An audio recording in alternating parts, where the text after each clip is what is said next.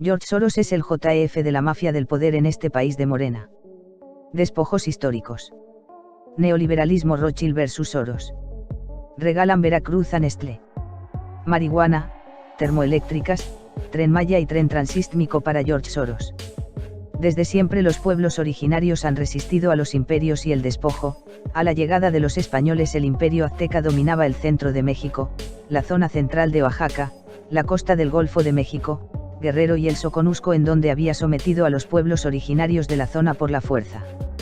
Con la conquista estos pueblos originarios solo cambiaron de opresor y durante más de 300 años fueron los ibéricos los beneficiarios del despojo de las riquezas territoriales y naturales de nuestros pueblos.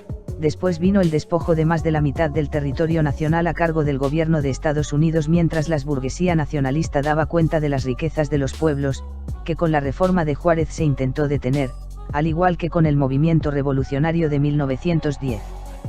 En donde los únicos beneficiarios fueron nuevamente la burguesía nacionalista, situación que cambia con la llegada de Carlos Salinas de Gortari al poder, porque Salinas llega junto con todo el esplendor del despojo neoliberal de la mano de la familia franco-inglesa Rothschild, que desde hace 30 años, junto con el húngaro Soros, son los dueños de México. Estos personajes, que están mucho más allá de las estadísticas financieras, son dueños del Banco Mundial y del Fondo Monetario Internacional, de los bancos del mundo occidental y de los bancos que no son los dueños, son sus asesores. Para estos personajes México solo es un negocio de los miles que tienen en todo el mundo y son quienes eligen realmente quién gobierna. Se afirma, por ejemplo, que Jacob Rothschild fue quien impuso a Enrique Peña Nieto y que fue el verdadero responsable de todos los gobiernos neoliberales anteriores y sus reformas. Que pusieron a su empleado Luis Videgaray a cargo de la marioneta presidencial. También son dueños de Donald Trump, Macri, Piñera y Bolsonaro. Solo por poner un ejemplo, fue la familia responsable de postular a J. Meade y Reverendo Anaya en la elección pasada, la cual perdieron. ¿Pero quién ganó? Según el internacionalista Carlos Alberto Jiménez Vandala, catedrático de la Universidad La Salle, afirma que la mano económica detrás de AMLO es George Soros y que la negociación se dio a través de Marcelo Ebrard.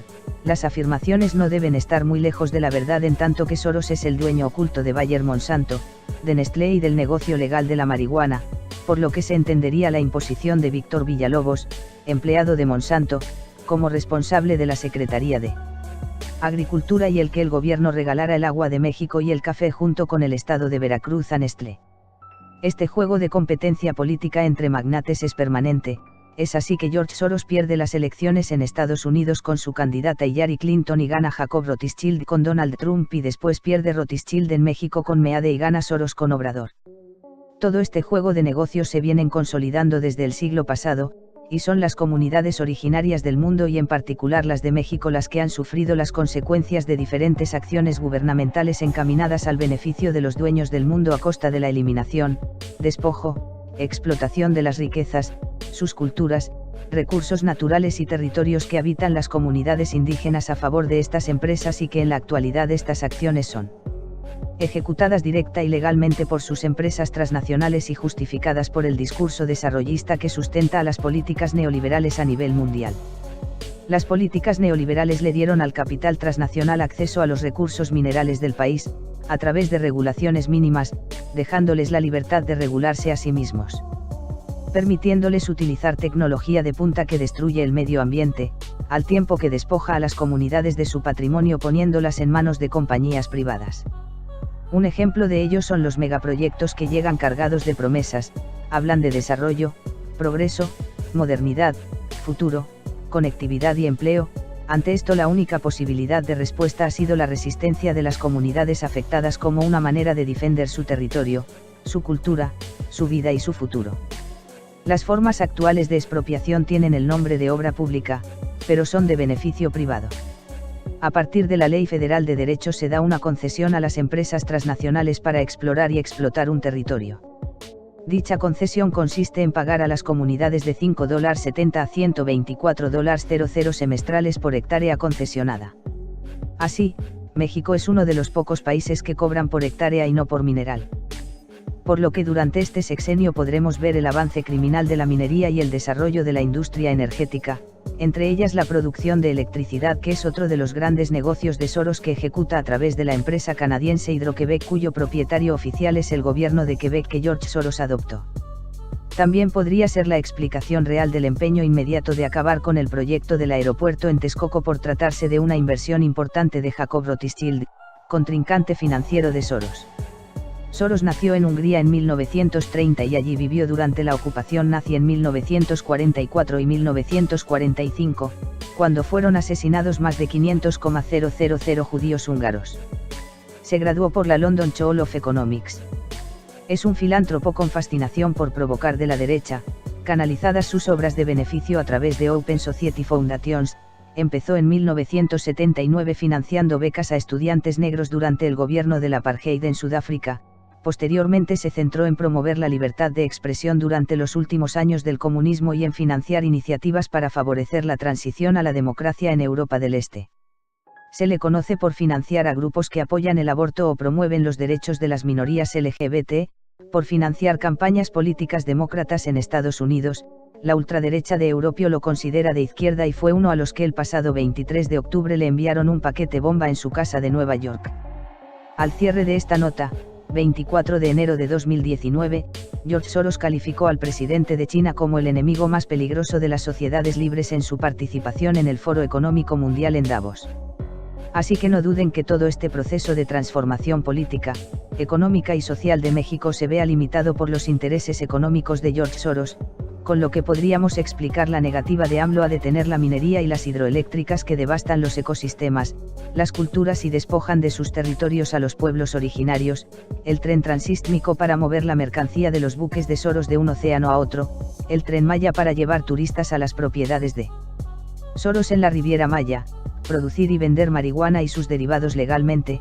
Aquí comentado su interés por Ricardo Salinas, uno de sus socios en México y beneficiario de la 4 Tantalio. Transformación y el caso más claro es el de dejarle el agua de los volcanes, el café y el estado de Veracruz a su criminal empresa Nestlé. Ahora bien, es importante poner atención en lo que en este vídeo se ha dicho, pues esto es un tema que se ha tocado con anterioridad, por lo que para poner en perspectiva lo antes dicho aquí les dejo este otro fragmento que escribí hace algunos meses. Como ya gran parte de las personas que tenemos acceso a medios de comunicación, sabemos de la marcha multitudinaria que va rumbo a Estados Unidos proveniente de Centroamérica, en especial personas de Honduras. Ahora bien, los hondureños que viajan rumbo al país del Nusate, ha generado una crisis política en Washington, concretamente en la administración Trump, a 3 semanas de las elecciones legislativas que define el futuro de su gobierno.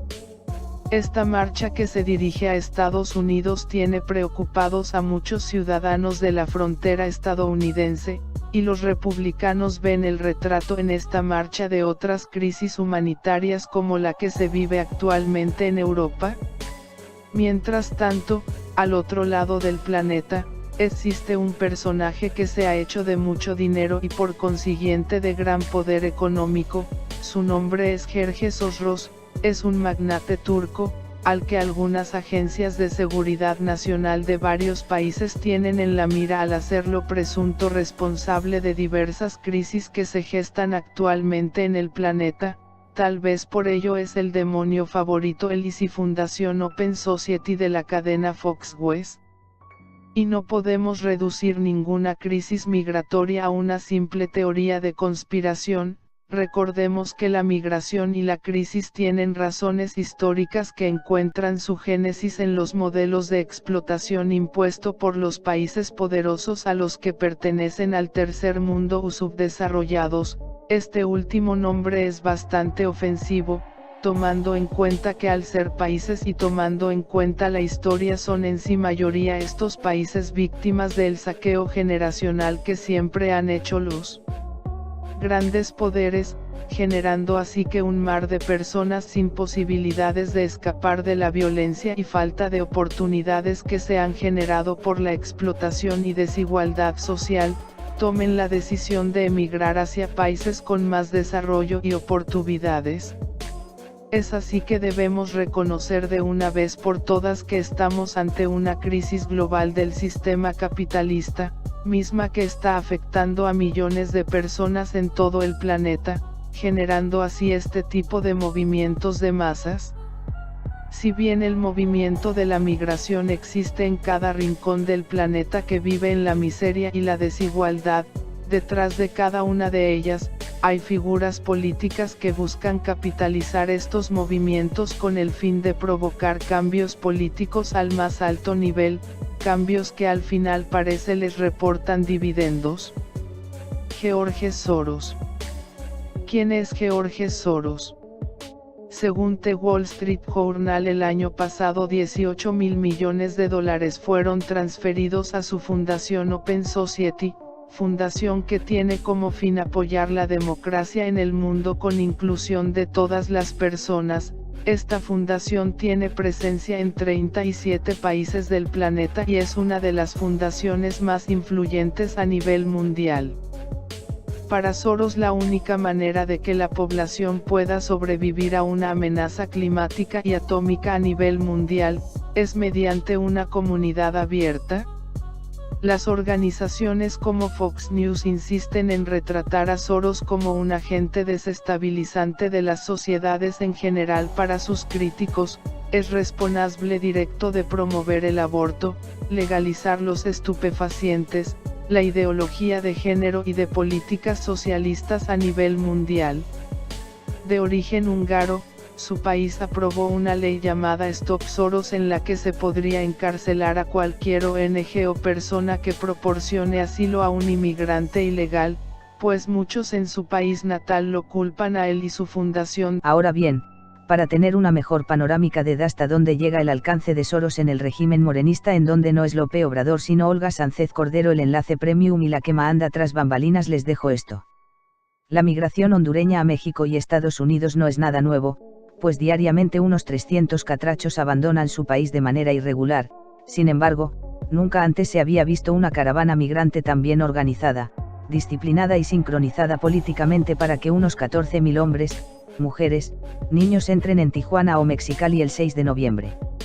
Negar un hecho es lo más fácil del mundo. Mucha gente lo hace, pero el hecho sigue siendo un hecho.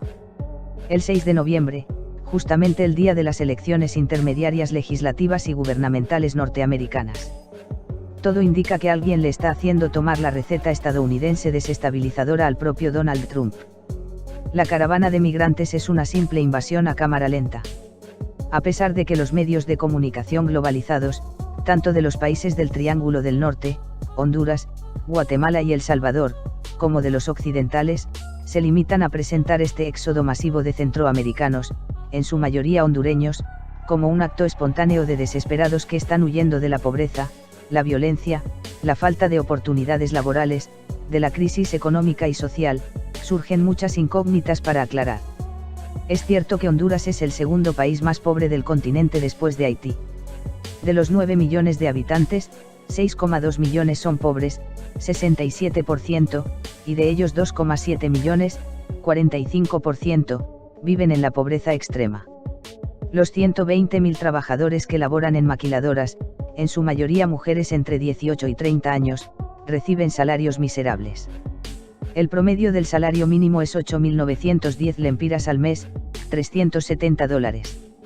La tasa del empleo informal alcanza un 70,7%, 2,5 millones, de los 3,6 millones de personas que conforman la población económicamente activa, PA, de acuerdo a los datos de la Conferencia Nacional de Estadísticos 2017. Las 10 familias más ricas de Honduras han marcado la vida política del país durante los últimos 30 años.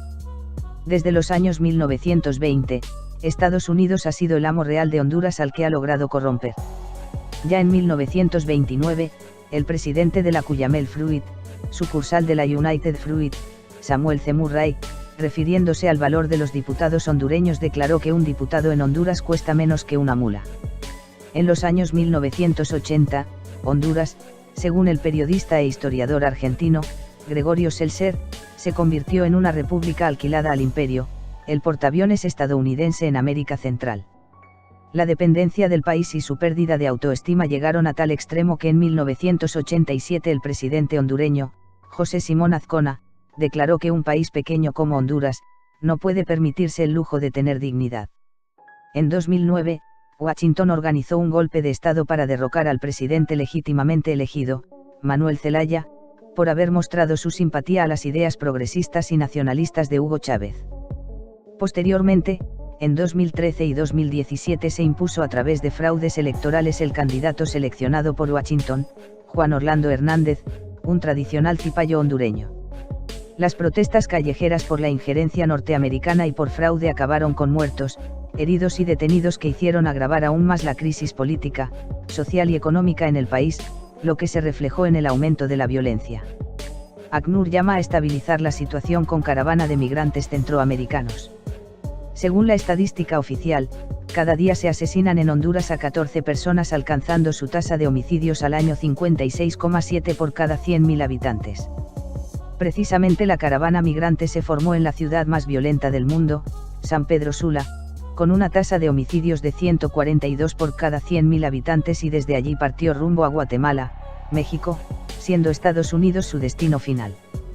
La Mara Salvatrucha, la pandilla Barrio 18 y otras agrupaciones criminales aliadas a los narcocarteles mexicanos Los Zetas, El Golfo, Nueva Generación y Sinaloa convirtieron a Honduras en una base importante de operaciones de traslado de cocaína, marihuana, heroína, metanfetaminas e ingredientes químicos.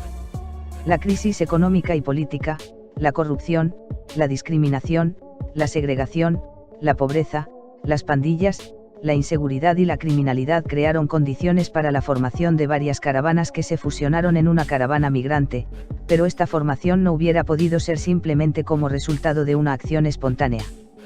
Juntar 14.000 hombres, mujeres, niños y ancianos requeriría un trabajo preliminar, un organigrama, una dirección y dinero. Trump, dispuesto a enviar tantas tropas como sea necesario para detener caravana de migrantes.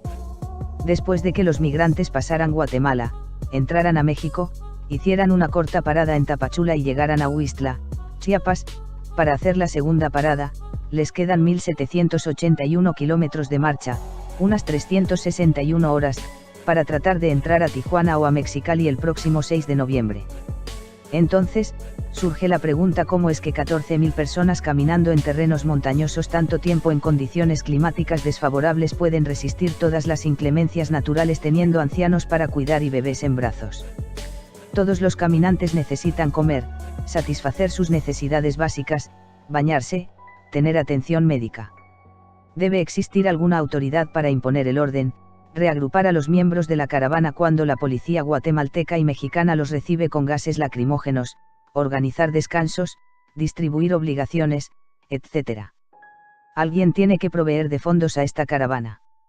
La publicación Today in Politics se refirió a un artículo de The New York Times admitiendo que la caravana es parte de la migración en masa, frecuentemente organizada por grupos de abogados defensores de los derechos humanos para proveer seguridad a los migrantes que tienen que desafiar peligros y amenazas durante la marcha.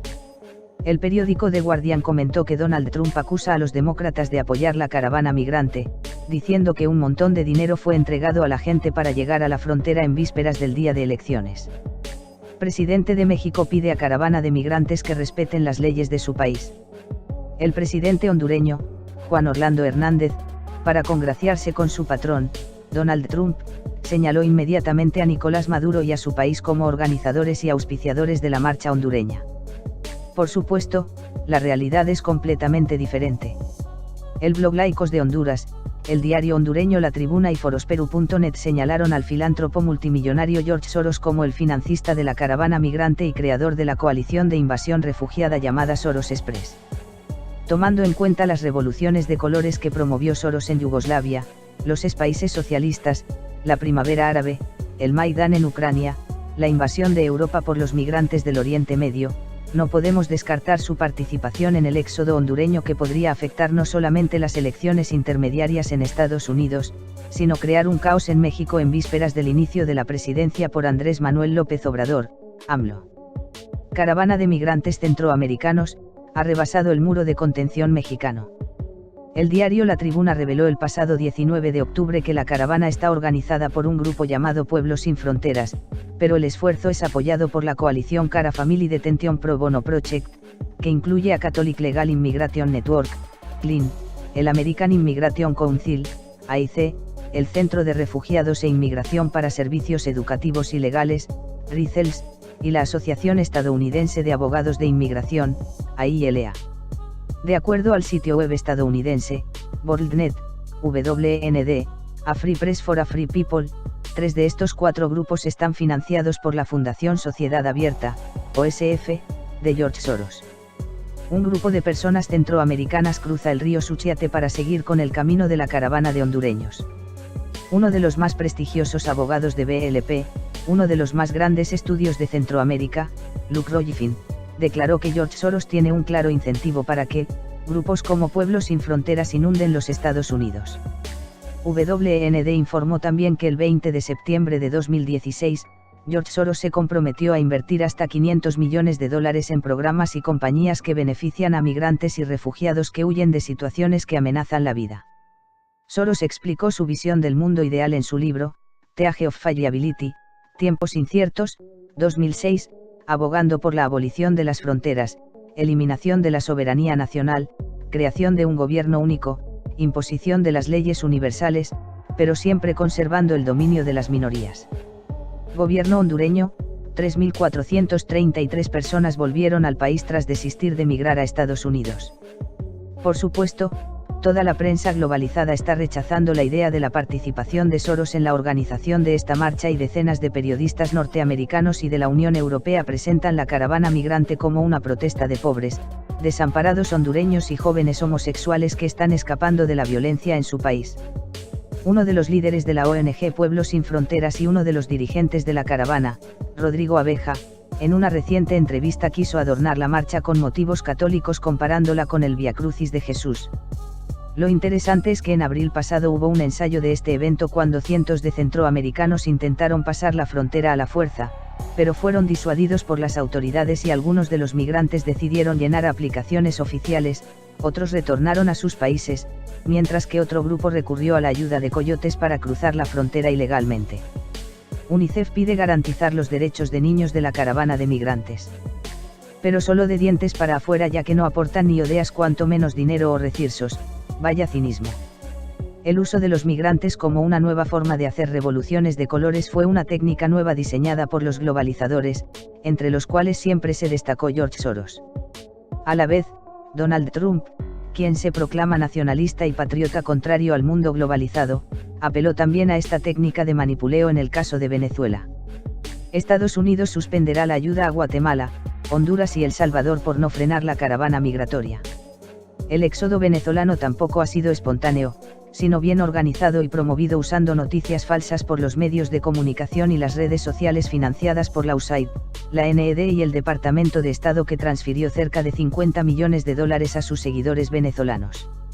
Los gobiernos latinoamericanos cipayos formaron a instancias de Washington su Grupo de Lima para presionar a Nicolás Maduro, se inventaron varios pretextos para una posible invasión militar, pero el objetivo principal ha sido utilizar la migración venezolana para promover una revolución de colores.